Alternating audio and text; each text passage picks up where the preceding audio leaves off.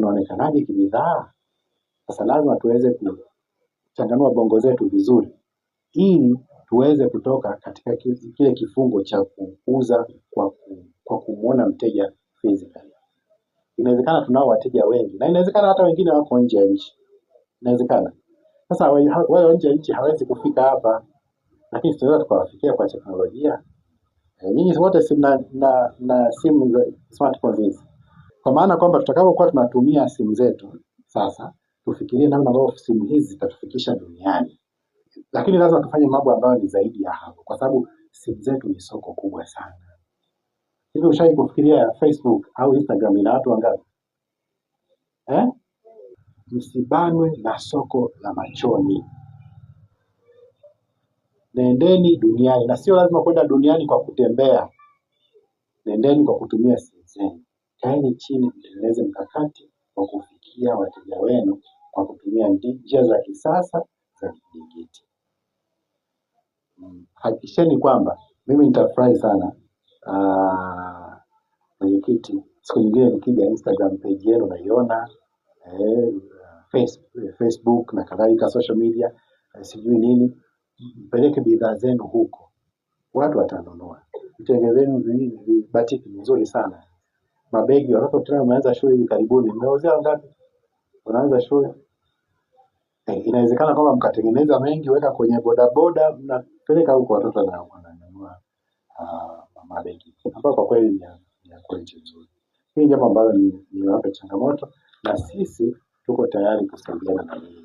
Kikundi na mwanakikundi moja wanajishughulisha na uzalishaji mali kwa ajili ya kukuza kipato cha kikundi na wanakikundi wote kupitia ushonaji wa mabegi na mikoba.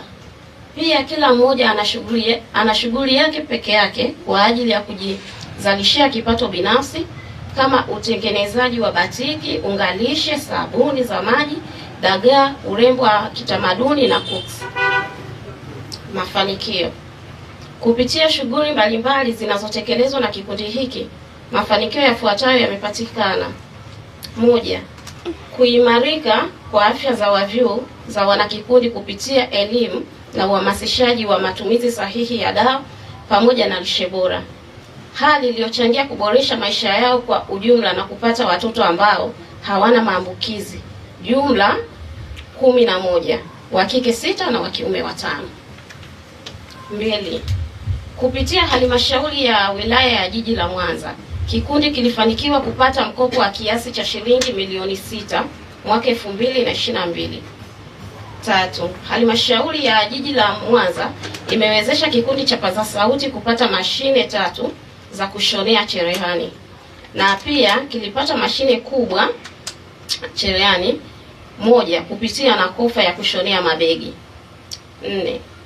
Kupitia mradi wa Hebu Tuyajenge chini ya Nakofa, wanachama walipata mafunzo ya uwekaji wa hisa, akiba na mfumo wa kukopeshana, jambo lililowawezesha kujitegemea kiuchumi.